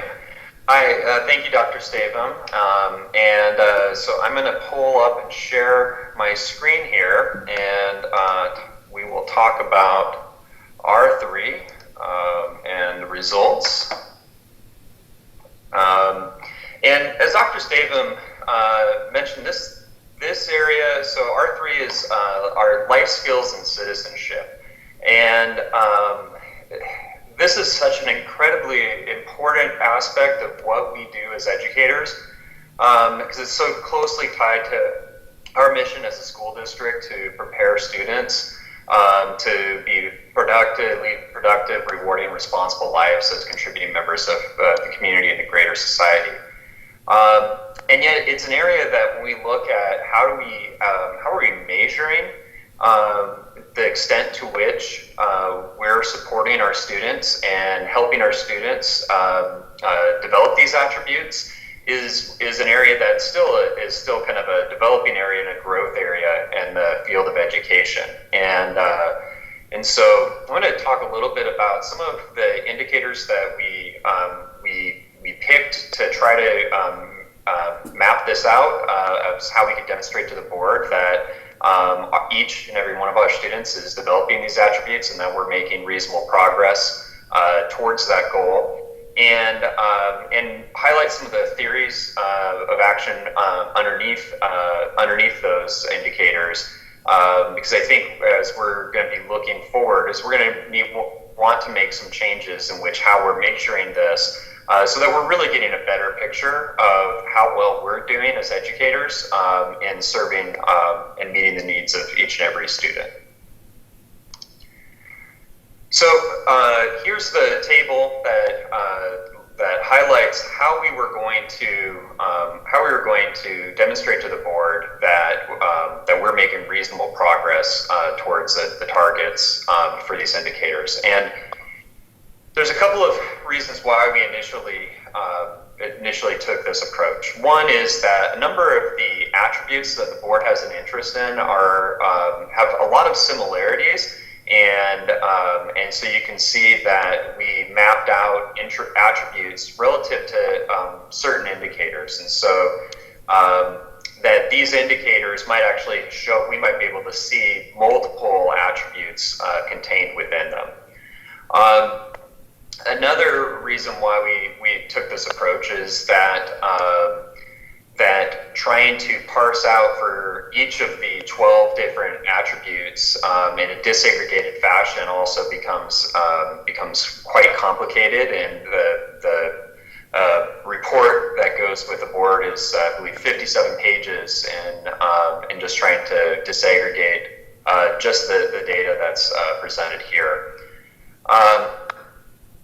We're looking at, when we look at the type of data that we have here, there's several different types of data. So some is behavioral data, such as chronic absenteeism, or thinking about discipline data, that we're drawing some generalized conclusions about what that data tells us about the extent to which students are demonstrating the attributes that we have an interest in. Now, there's some challenges with this because we know that we have disproportionality in these behavioral data sets, and a big part of that is thinking about kind of the extent to which our environments and how the adults in those environments are interacting with students can create different outcomes, and may not necessarily be exclusively reflective of the student's ability and with a skill or an attribute. We also have some perception data, so our Healthy Youth Survey data in terms of do students report that they have opportunities to be engaged, the Panorama, social emotional and social surveys, which we were unfortunately, because of COVID this year, were unable to implement that survey because that was March was the time we had planned for that. And that's the time that we went out. But using our student perception data as one way to for them to self-report the extent to which they have these skills or attributes. We have observational data, so at the elementary level, our teachers provide students with feedback in the form of an assessment on a 4-point scale in terms of the extent to which that they're demonstrating skills or attributes that we've identified. And then we also thought that we might be able to extrapolate some conclusions about the extent to which students were meeting some of the attributes, particularly around critical thinking skills, if that was reflected in students passing core classes, because the standards for those courses contain critical thinking skills that are within this policy. So we're using a number of different data sets here, but each of them have their own limitations and are can be somewhat problematic. And so I think as our work over the next few years will be to continue to refine the indicators that we're using to get more targeted and specific, and to get to be where we're also stripping out the other variables that can come into play, particularly variables that are reflective perhaps more of the environment than they are of the student. So what we're going to do today, I just want to look at each of the indicators, and we'll just look at the tables and not necessarily take them back to specific attributes. And so we can kind of look at where our data has us, shows us that we're doing well, and which indicators might be ones that we want to hold on to for the future, and which ones might be ones that we need to make some refinements. I think one of the things we learned about is we said that we're going to be using the 3rd and 5th grade interdisciplinary skills and attributes as an indicator for whether each student was meeting our interests from this policy. And you can see that actually these do really nicely align with many of the aspects of the policy. And so we have academic thinking skills, citizenship skills, communication skills, and personal attributes. The one thing to note, though, is that each of these are very different skills, and that students, humans, we all develop in very different ways around these. And so students might be strong in some areas, and maybe they have areas of growth in another. And so when we go to look at how we wrote the indicator, the biggest thing that just jumped out here is that every row in this table is red because we're not approaching the target that we'd set for ourselves. And the big part of that is that because we had set as a target that students would have a grade of 3 or higher on all of the interdisciplinary skills and attributes.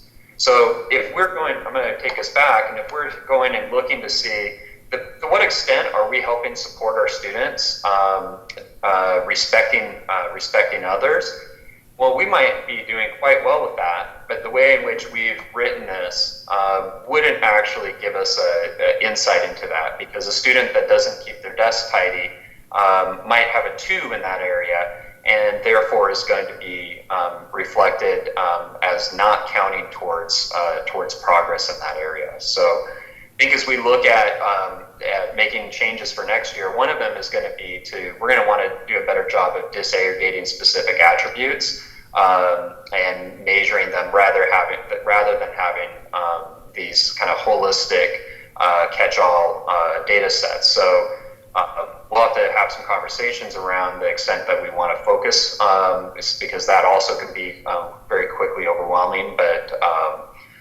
this doesn't particularly tell us as much as I think that we'd like it to.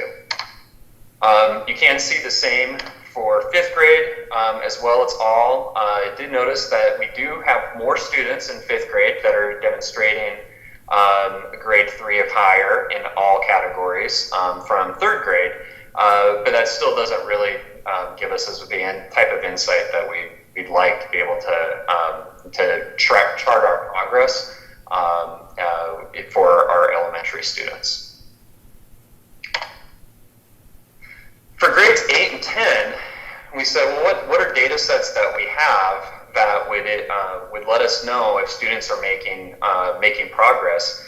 And so we focused on that students would be passing a core class, because embedded in those that core academic course are a number of the attributes that the board has an interest in. And you can see here that for most categories, we're students that we're meeting that, and we have 3 groups of students for whom we are approaching and that are making some positive gains in terms of the 4-year trend. Similarly, we see for our 10th grade students, we have 2 different groups that are approaching, and where our students are receiving special education services, we're approaching in 8th grade, and they're meeting in 10th grade. I think we have some trend data that we'll have to pay attention to, particularly as we continue to pull this up for this purpose. But similar to what we did with elementary, is when we look at our 12th grade students and we say, well, that needs to be in all academic course areas, this kind of catch-all approach, we quickly lose insight into that. So I think we have, with using our grade data, we're kind of trying to extrapolate the extent to which we believe students have the skills that we want them to have, and then we're also some of the challenges that we have in terms of, there's a number of reasons why students might not pass a course, and to have a requirement that they pass all their courses. And so I don't really have a lot of insight in terms of where students are going, where we're going from here to here, and what those challenges are. But I think we also have some challenges in that we're in terms of, is this the right measurement to meet the board's interest?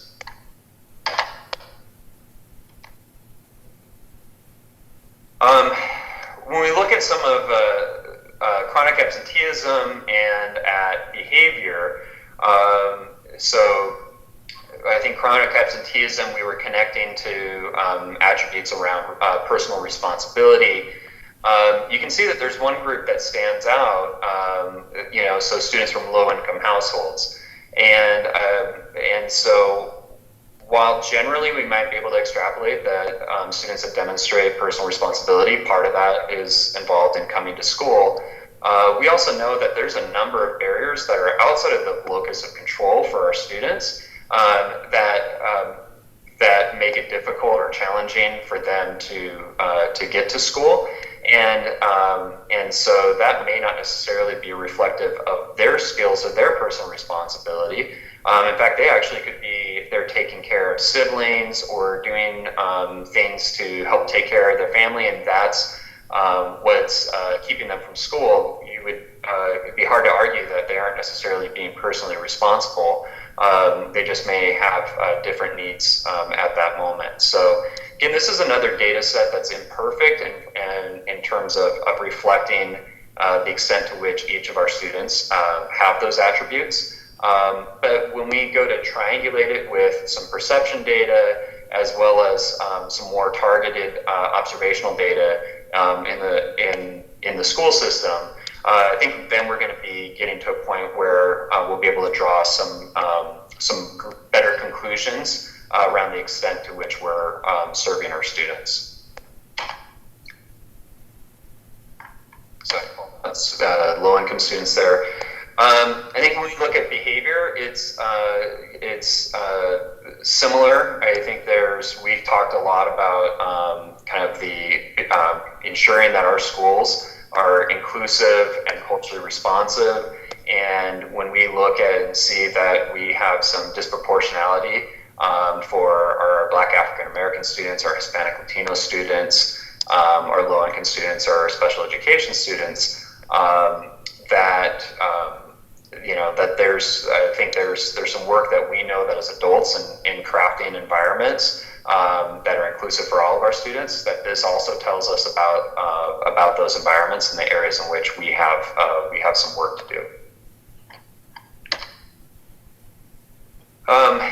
We looked at opportunities for involvement, and participation in athletics were two ways where we felt that would give us some data that would indicate the extent to which students were having some balance in their life. The Healthy Youth Survey data for the groups that weren't suppressed, students indicated that they had those opportunities at the level that we wanted to see as a board. However, given that that much of the data is suppressed, this also has some limitations for us. That as well in the Healthy Youth Survey is also every other year. For athletics, we're close in overall, and but we have some groups that we've talked about over the past couple of years as wanting to increase opportunities for participation. And so those are students who are learning English, students who come from low-income households, and are students receiving special education services. Unfortunately, this year we had some things planned for the spring that were not able to come to fruition, but those will be things that we will continue to be working on to see how we can lower barriers for students to participate in athletics and activities in our school district. So I think when you look at the report, when we're looking at for all students, particularly in the data sets where we just have a single indicator that we're meeting the targets that we'd agreed to with the board, and that we're making, for the most part, reasonable progress for other groups. However, I think that as we look at going for 2021, similar to what we talked about with R2, is that we may want to focus our attention on fewer high leverage areas for goals and monitoring, really refining the indicators that we're using and make sure that those align more directly with specific goals for monitoring, and avoid kind of conflating indicators that are unrelated to those goals. We'll additionally start moving. We want to be able to get back to using implementing Panorama on a larger scale, and so that's going to give us some better student perception data, and also starting to look at what are some asset-based data that we might be able to find, and then would need to re-establish new baseline data for those. And I think where we have some interest in areas like athletics, that we can continue to provide program updates on that, or social emotional learning. Just generally, some of the strategies for improvement. I think a key part of this is we need to remain committed and focused on our work for racial equity, because I think. So we look at, and we heard the comments at the beginning of the board meeting from a number of our students who actually were exemplifying the skills and that we want in our students to have a voice and to use that voice in service of creating, kind of participating as a citizen in our society. And so I think part of that starts with us making sure that we're modeling that we are working towards environments that are inclusive, and that we're not shying away from what our students are seeing in the world, and that they're able to actually engage in the conversations about society as their students are growing up. So continuing our work with training ourselves, our leadership, and our staff around racial equity and how to lean into those conversations. Supporting the work for building equity teams, really to engage parents at a greater level, so that we have their voice. And I think as we just heard Dr. Rose talk about too, that our curriculum and our pedagogical approaches are culturally responsive.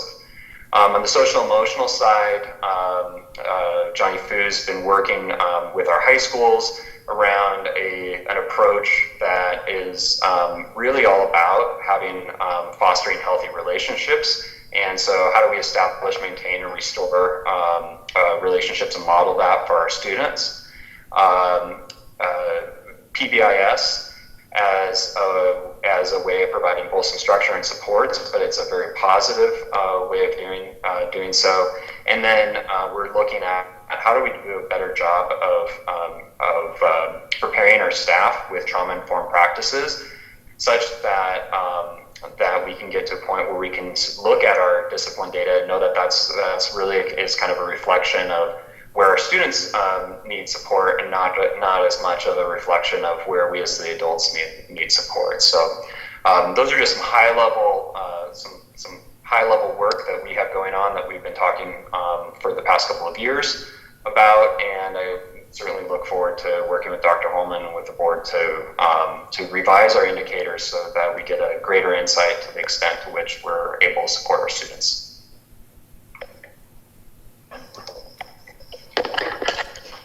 Thanks, Matt. Any questions from the board?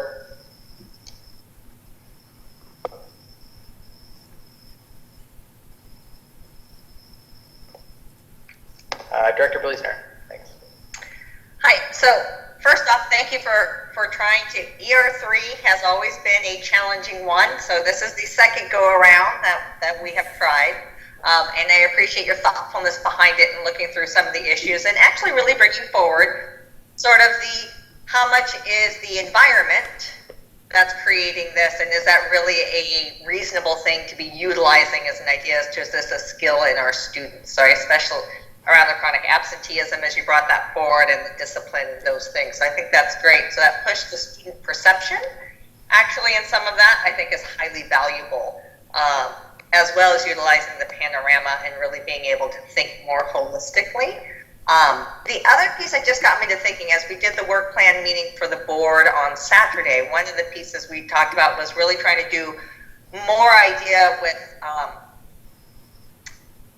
linkages, focus groups actually, right, with different groups of individuals, students, teachers, so on, to get an idea of what would it mean for families, for their student to be successful in this way. Because right now, that list of things we have there, some of that is somewhat culturally driven in different ways.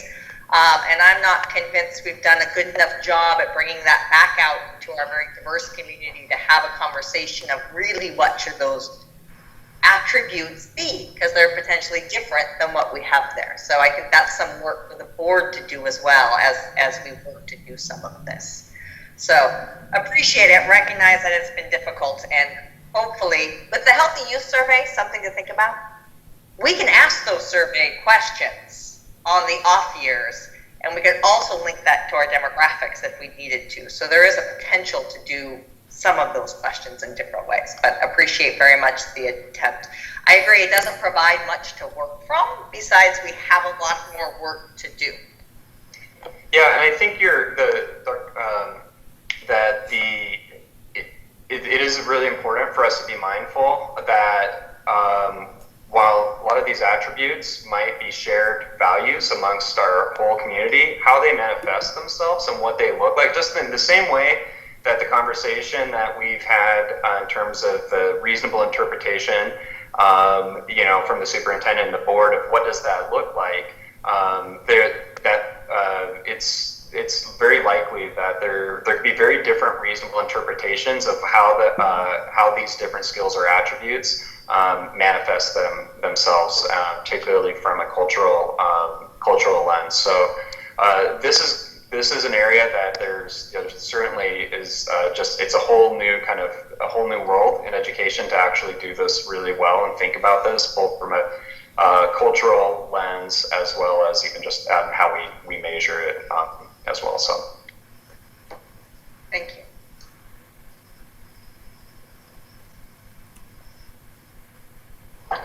Any other board member questions?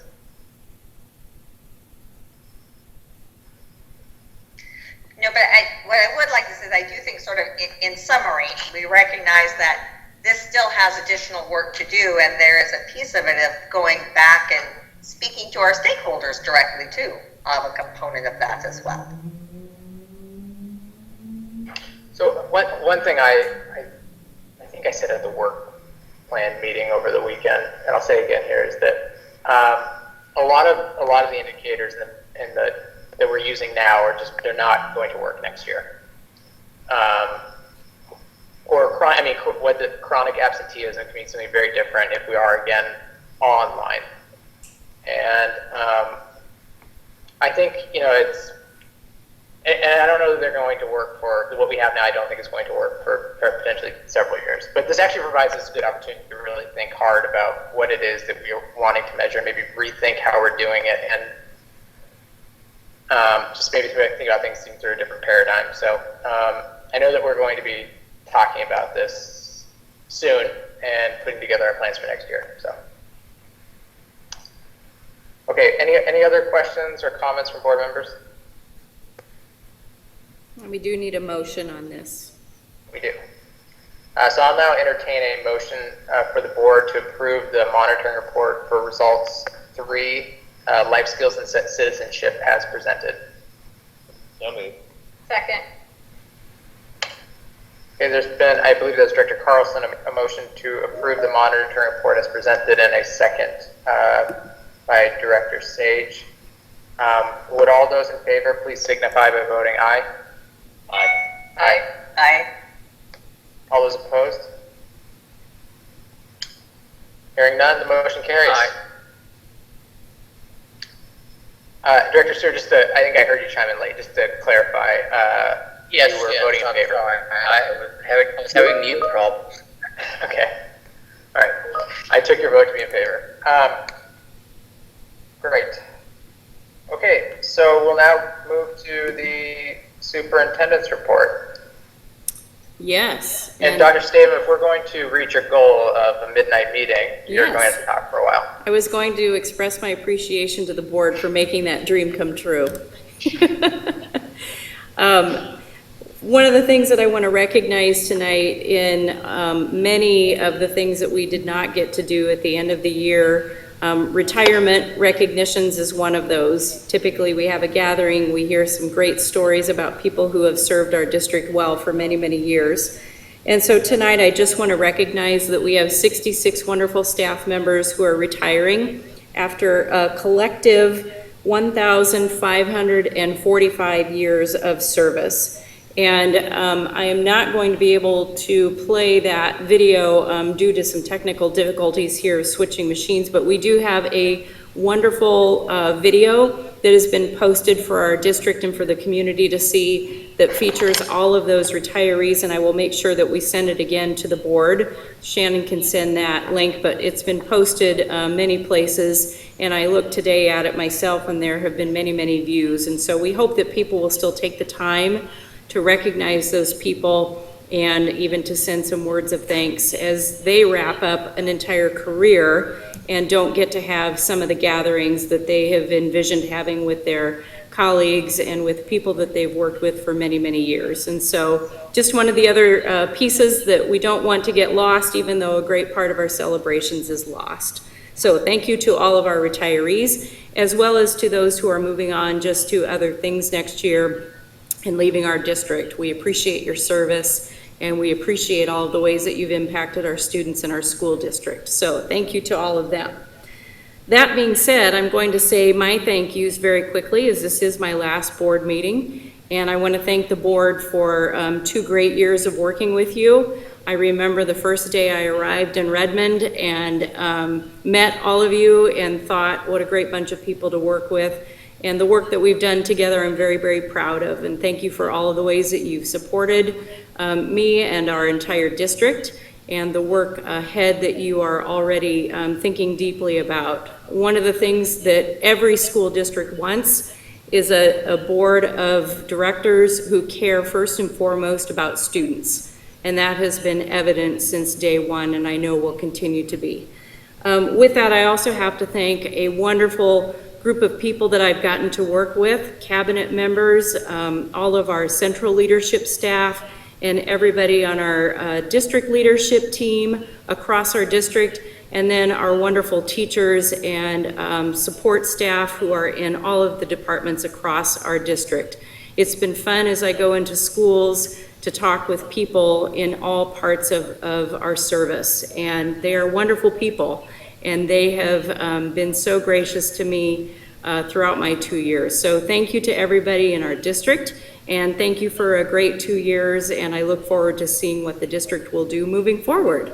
So with that, that is the end of my superintendent report, and I made it without needing a Kleenex, so I will need that in a little bit. Okay, thank you, Dr. Dale. The next item on our agenda tonight is board member comments. Cassandra's hand shot up first. Okay, I'm just trying to make sure I'm unmuted, right? Yes. You can hear me? We can hear you. Okay. I just wanted to thank Dr. Stavum for her time in our district and your leadership of the last 2 years. And I specifically want to thank you for the last 3 months.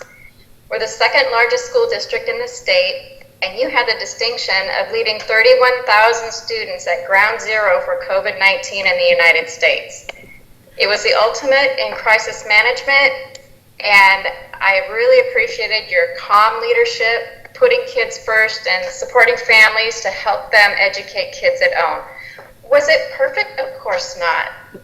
I don't think you can have an immediate response to a global pandemic and have it be perfect. But the important part was you kept eliciting the information you needed to help the board make decisions they needed to. You polled families to see who needed laptops and who needed Wi-Fi, and then the partnerships that you created during your time here allowed the district to secure those items at a fairly substantially reduced cost. The partnerships that you created with Microsoft also had them coming in and doing staff training for teams and getting students set up to use Teams themselves.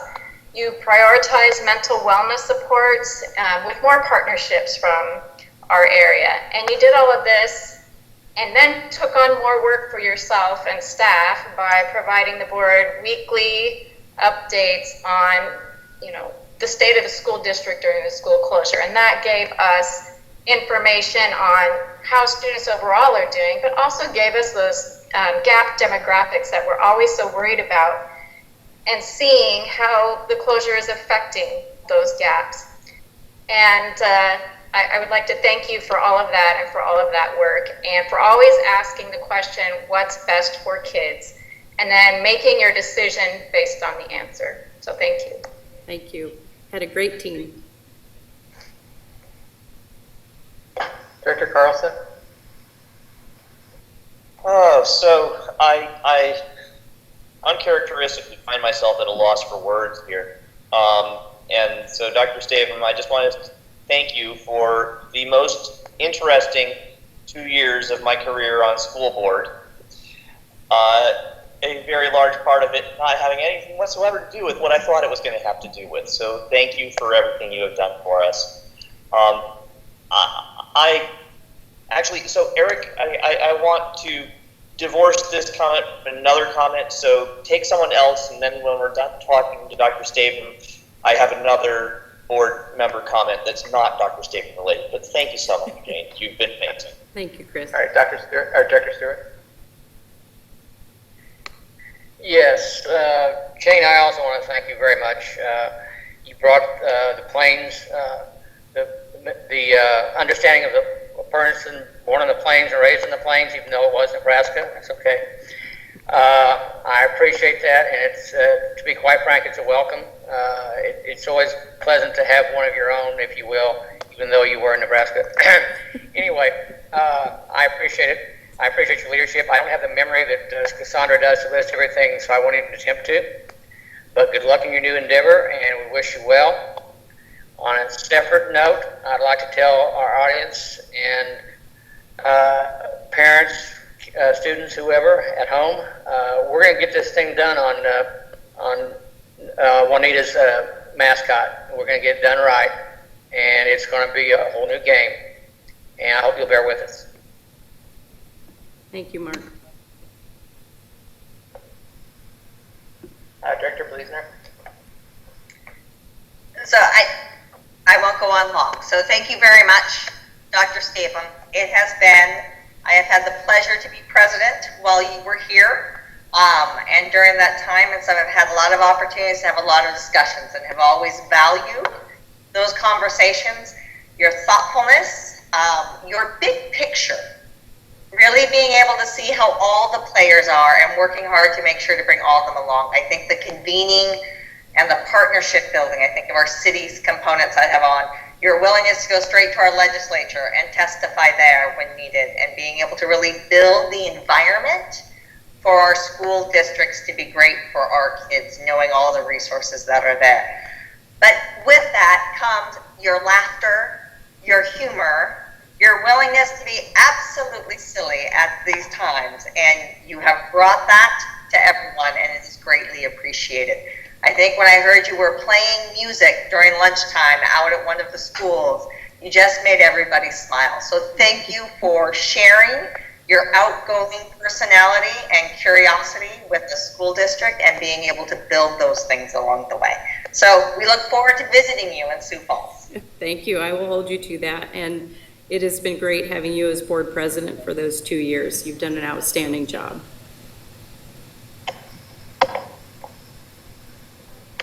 All right, I'll be brief, and I think Director Carlson had one more. Everyone's hands are still up, so we may very well make it to midnight. Dr. Statham, thank you so much for taking the leap to come all the way out here 2 years ago. I know I've heard the story. I know it was quite a difficult decision, and I'm so happy that you chose to join us.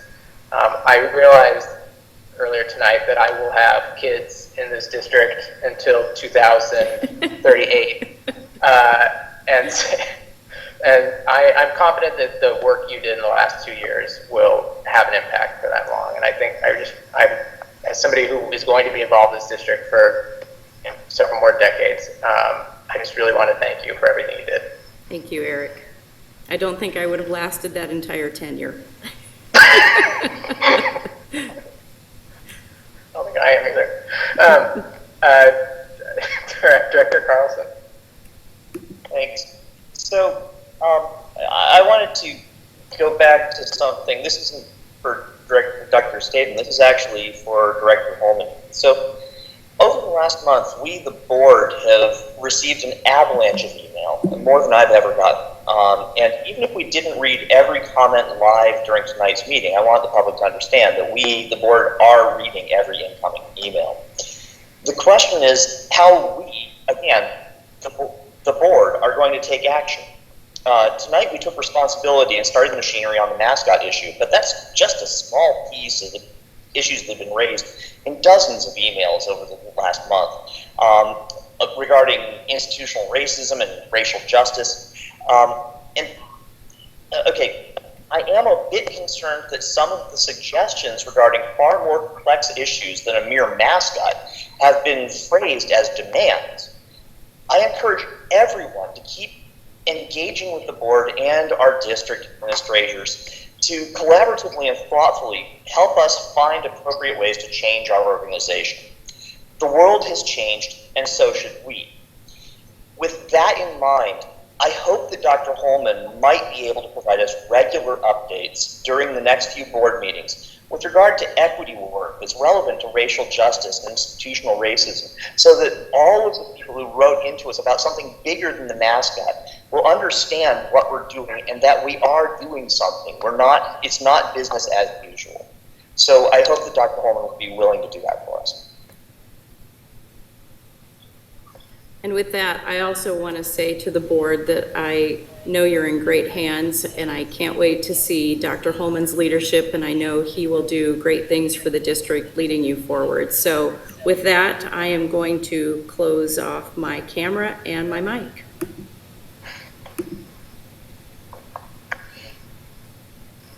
Okay, any other board member comments for tonight?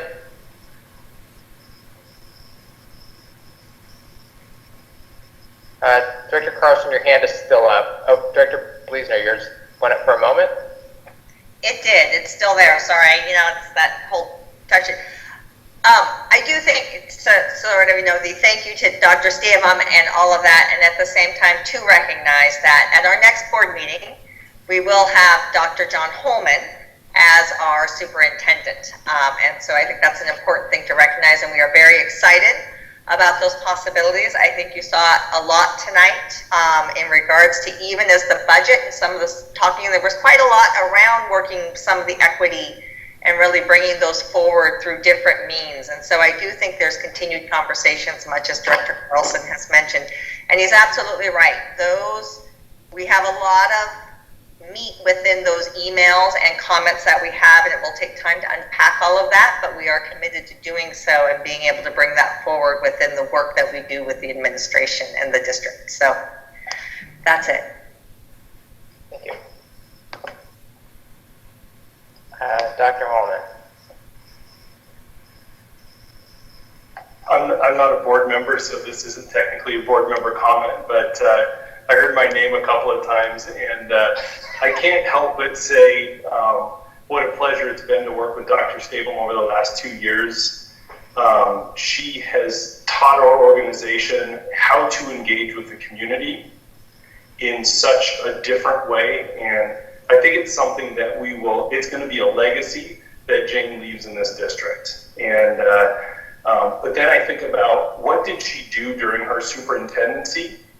She passed a levy to increase capacity at 6 of our schools. She redid the strategic plan. She rewrote all of the work policies. I mean, these are things that are like, in a 10-year career, a superintendent hopes to do well. And she did that, some of those within the first few months of her tenure here. Her Midwest style came through in everything she did.